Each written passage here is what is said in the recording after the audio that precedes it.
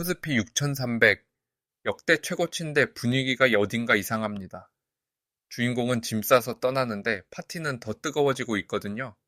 도대체 누가 이 랠리를 떠받치고 있을까요? 코스피 6300 역대 최고치예요. 그런데 이거 보세요. 외국인들이 올해만 자그마치 9조 원 넘게 팔고 나갔습니다. 잠깐, 이게 말이 됩니까? 주인공은 떠나는데 파티는 더 달아오르고 있어요. 누가 이 파티를 열고 있는 걸까요? 그리고 왜 오늘 이 기괴한 랠리의 실체를 까발리겠습니다. 왜냐하면 6300이라는 숫자 뒤에는 우리가 몰랐던 아주 불편한 진실이 숨어 있거든요. 먼저 상황부터 정리해 보겠습니다. 2026년 2월 26일 오늘 기준 코스피는 6300선을 돌파했습니다. 대한민국 증시 역사상 전무후무한 기록이에요.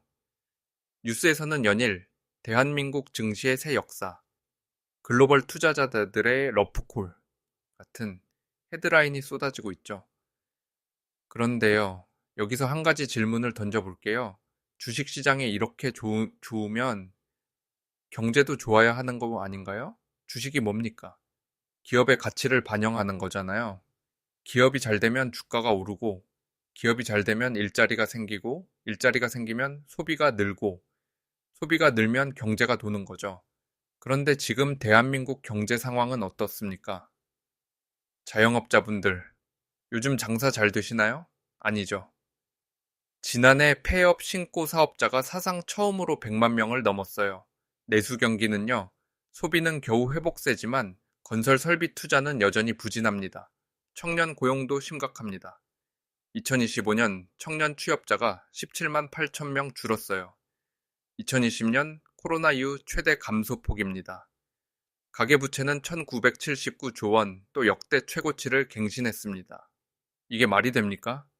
주식시장은 파티 중인데 실물 경제는 장례식 분위기라니요. 이런 비유 들어보신 적 있죠? 회사가 망하기 직전에 갑자기 야유회를 가는 겁니다. 회식도 작고 분위기도 좋아 보여요. 그런데 알고 보니 그게 마지막 불꽃이었던 거죠. 경영진은 이미 짐을 싸고 직원들만 파티 분위기에 취해 있었던 겁니다. 지금 코스피 6300이 딱 그 장면이에요. 겉으로는 화려한 축제인데 뒷문으로는 누군가 조용히 빠져나가고 있습니다. 그 누군가가 누구냐고요? 바로 외국인 투자자들입니다. 2026년 들어 2월 20일까지 외국인 투자자들이 코스피에서 순매도한 금액이 얼마인지 아십니까? 약 9조 1,500억 원입니다. 9조요. 지난해 연간 외국인 순매도액의 2배에 달하는 돈이 불과 2달도 안 되는 사이에 빠져나간 겁니다. 그런데 이상하죠? 외국인이 9조 넘게 팔아치웠는데 왜 지수는 떨어지지 않고 오히려 6,300까지 올라간 걸까요? 여기서 짚고 넘어갈 게 있습니다. 외국인이 모든 종목을 다 팔고 나간 건 아닙니다. 삼성전자를 9조 5억 원, SK하이닉스를 약 6조 원어치 매도했는데 이건 올해 반도체 주가가 50에서 60% 급등한 데 따른 차익 실현이에요. 반면 다른 종목에서는 오히려 순매수한 것도 있습니다. 그리고 지수가 안 떨어진 이유는 기관과 개인이 외국인 매도 물량을 받아냈기 때문입니다. 특히 연기금과 국내 기관의 매수세가 강했어요. 그런데 여기서 정말 중요한 질문을 해야 합니다. 외국인이 이렇게 급하게 차익 실현에 나서는 이유가 뭘까요? 단순히 돈을 벌었으니 파는 걸까요? 아니면 우리가 모르는 리스크를 먼저 감지한 걸까요? 여기서부터는 조금 어려울 수 있어요. 그래도 쉽게 풀어보겠습니다. 먼저 선물이 뭔지부터 알아야 합니다. 선물이란 쉽게 말해 미래의 가격을 지금 거래하는 거예요. 예를 들어 볼게요. 여러분이 석 달 뒤에 삼성전자 주식을 사고 싶습니다. 그런데 석 달 뒤 가격이 얼마일지 모르잖아요. 지금 10만 원인데 석 달 뒤에 15만 원이 될 수도 있고 7만 원이 될 수도 있죠. 그래서 이런 계약을 합니다. 나는 석 달 뒤에 삼성전자를 10만 5천 원에 살게. 이렇게 미래 가격을 지금 정해버리는 게 선물입니다. 이 선물 시장이 왜 중요하냐면 선물 가격이 현물 가격에 엄청난 영향을 미치기 때문이에요. 여기서 베이시스라는 개념이 나옵니다. 베이시스는 선물 가격 빼기 현물 가격입니다. 이 공식은 기억해 두세요. 선물 가격이 현물보다 높으면 베이시스가 플러스가 되고 이걸 콘텐고라고 합니다. 반대로 선물 가격이 현물보다 낮으면 베이시스가 마이너스가 되는데 이게 백어데이션이에요. 자, 왜 이게 중요하냐? 선물 가격이 현물보다 높아지면 국내 금융투자기관들이 자동으로 움직입니다. 아주 단순해요. 선물이 100원인데 현물이 95원이라면 기관 입장에서는 현물을 95원에 사서 선물을 100원에 팔면 5원 먹는 거네 라고 계산합니다. 이게 차익거래죠. 기관들이 이 차익을 노리고 현물을 사들이기 시작하면 현물 시장에 매수세가 들어오면서 지수가 올라갑니다. 실제로 올해 2월에 이런 일이 벌어지고 있어요. 외국인과 개인이 각각 6조 원대를 팔아치웠는데 국내 기관이 11조 원 넘게 사들이면서 지수가 올라간 겁니다. 특히 금융투자 쪽에서만 8조 원 가까이 순매수했어요. 이 매수세의 상당 부분이 선물 현물 간 차익 거래, 그리고 이 LS 해지 등 프로그램 매매에서 기계적으로 발생한 것으로 분석됩니다. 이걸 우리는 꼬리가 몸통을 흔든다는 의미에서 획도독 현상이라고 부릅니다. 파생 상품이라는 꼬리가 코스피라는 거대한 몸통을 흔들고 있는 거예요. 여기서 진짜 위험한 건 뭔가요? 기관 매수세가 기업 실적이나 경제 펀더멘털을 보고 들어온 게 아니라 가격 차이를 이용한 기계적 매매라는 점입니다. 펀더멘탈이 아닌 구조적 수급으로 올라간 지수는 그 수급이 역전되는 순간 빠르게 무너질 수 있습니다. 그럼 더 중요한 얘기를 해보죠. 지금 코스피를 떠받치고 있는 매수세의 정체가 뭔지 아시나요? 외국인? 아니에요. 외국인은 현물에서 9조, 선물에서도 3조 8천억을 팔고 있어요. 개인 투자자요? 개인도 2월에만 6조 원대를 팔아치웠습니다. 이 정도 올랐으면 됐다 하면서 차익 실현에 나선 거죠. 그럼 누가 사고 있느냐? 바로 금융투자사, 증권사, 투자회사들입니다. 2월에만 약 8조 원 순수. 그런데 이 금융투자의 매수 성격을 제대로 봐야 합니다. 이들의 매수 중 상당 부분은 선물 현물 간 가격 차이를 이용한 차익 거래, 그리고 이 LS 같은 파생 상품의 해지 수요에서 나오는 프로그램 매매입니다. 쉽게 말해 펀드 매니저가 기업 전망 좋다 해서 사는 게 아니라 알고리즘이 지금 사면 차익이라고 계산해서 자동으로 사는 거예요. 이게 왜 중요하냐고요? 기업의 기본 가치를 보고 들어온 돈은 기업 실적이 좋으면 쉽게 안 빠져요. 하지만 기계적 매매로 들어온 돈은 시장 구조가 바뀌는 순간 순식간에 매물로 돌변합니다.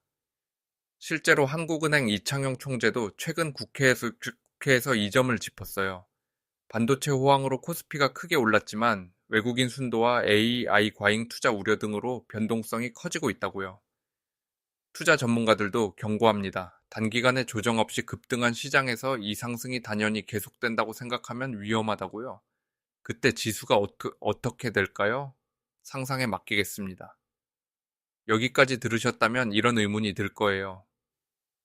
그래서 외국인은 왜 이렇게 파는 거야? 이 시장은 괜찮은 거야? 외국인이 9조 넘게 판 이유, 사실 아주 단순합니다. 첫 번째는 차익 실현입니다. 삼성전자가 올해 월에수 59% 올랐어요. SK 하이닉스도 비슷하게 급등했고요. 글로벌 펀드 입장에서 이 정도 수익이 나면 일부 물량을 정리하는 건 지극히 정상적인 판단입니다. 삼성전자 한 종목에서만 9조 5억을 팔았다는 게 그 증거예요. 두 번째는 리밸런싱입니다. 한국 주식 비중이 급등하면 글로벌 포트폴리오 균형을 맞추기 위해 자동으로 한국 비중을 줄이게 됩니다. 한국이 싫어서가 아니라 포트폴리오 관리의 기본이에요.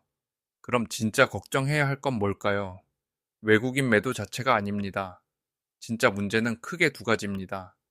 첫째, 지수를 떠받치는 구조가 취약합니다. 6월에 개인과 외국인이 각각 6조 원대를 팔았는데 기관이 11조 원 넘게 사들이면서 지수가 올랐어요.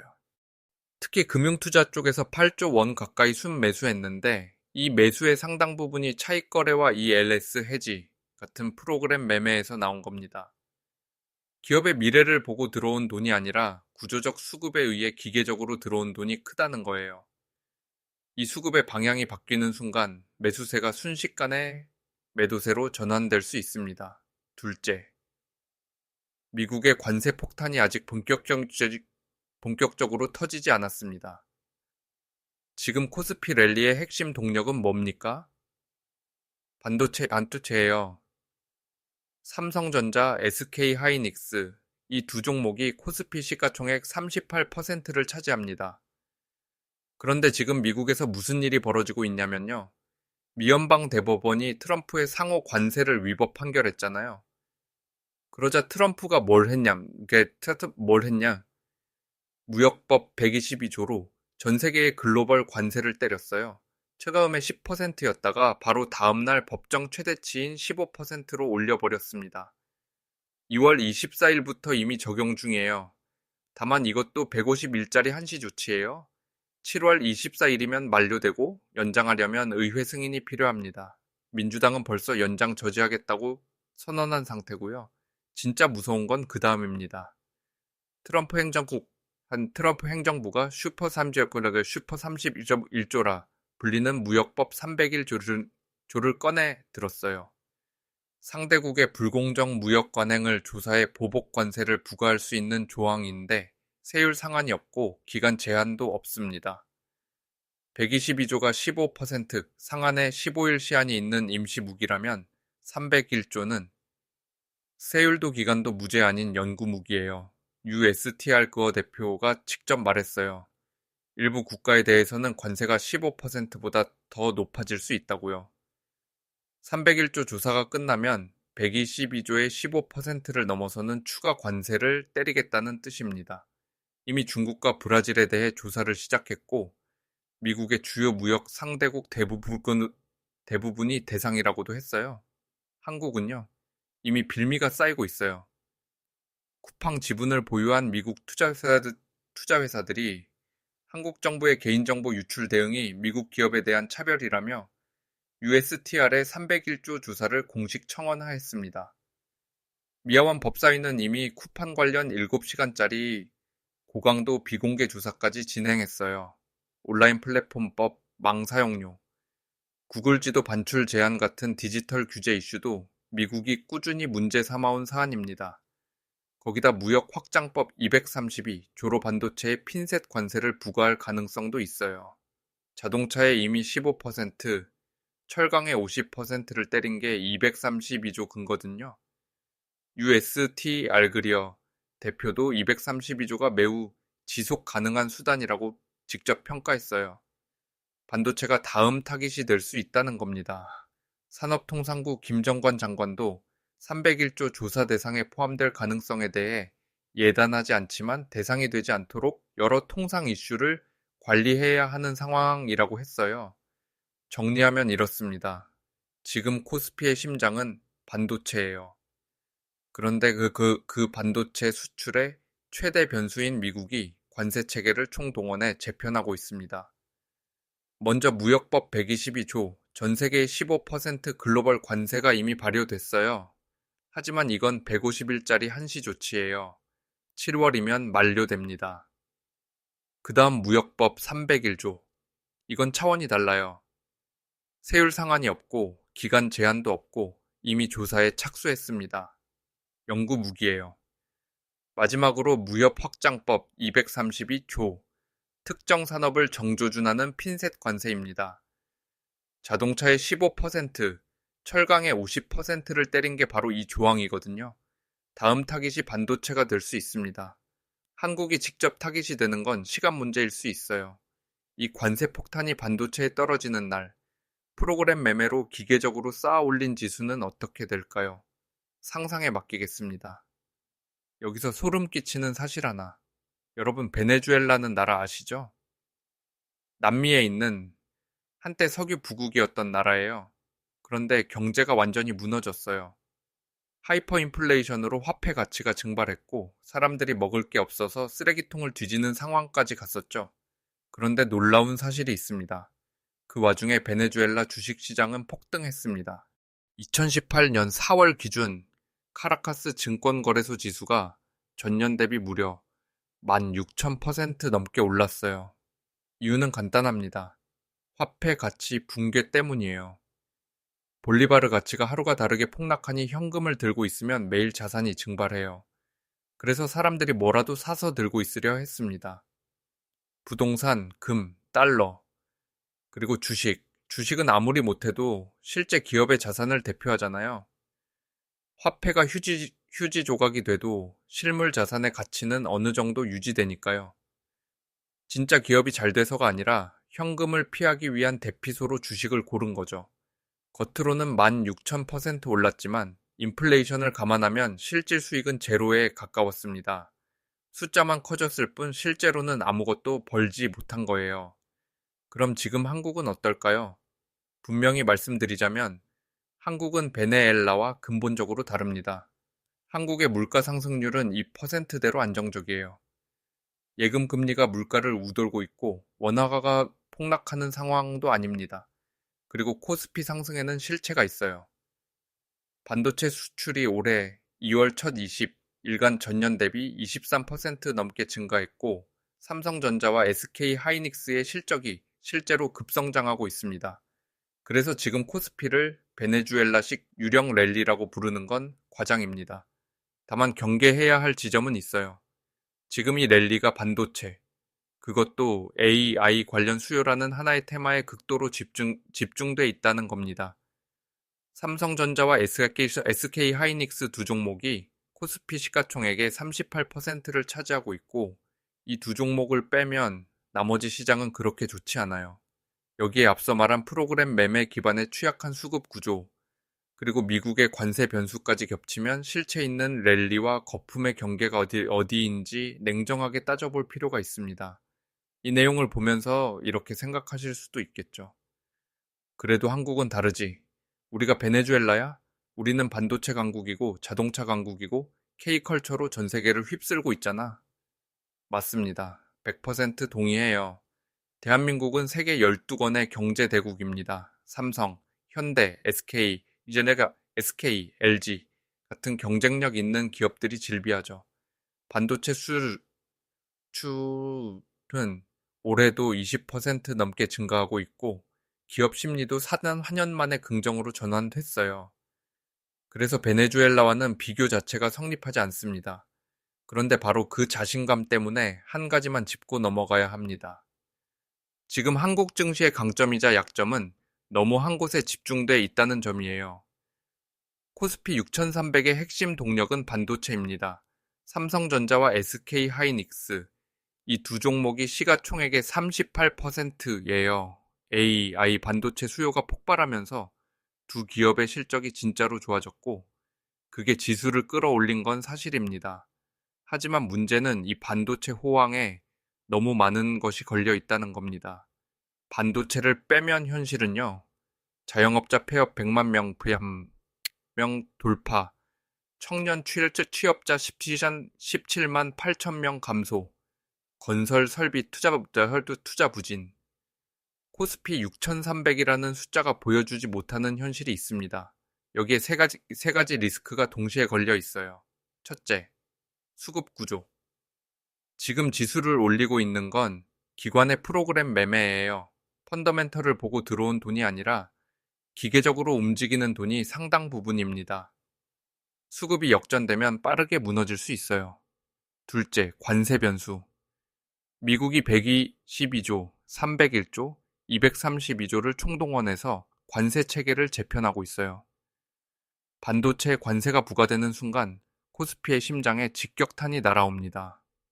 셋째, 집중도 리스크. 시가총액의 38%가 반도체 두 종목에 몰려 있다는 건 그 두 종목에 문제가 생기면 지수 전체가 흔들린다는 뜻입니다. 한국 경제의 기초 체력은 강합니다. 그건 진짜예요. 그런데 기초 체력이 강한 사람도 한쪽 다리에만 체중을 실으면 넘어질 수 있어요. 지금 코스피가 정확히 그 상태입니다. 반도체라는 한쪽 다리에 모든 체중이 실려 있어요. 그 다리가 버텨주는 한은 괜찮습니다.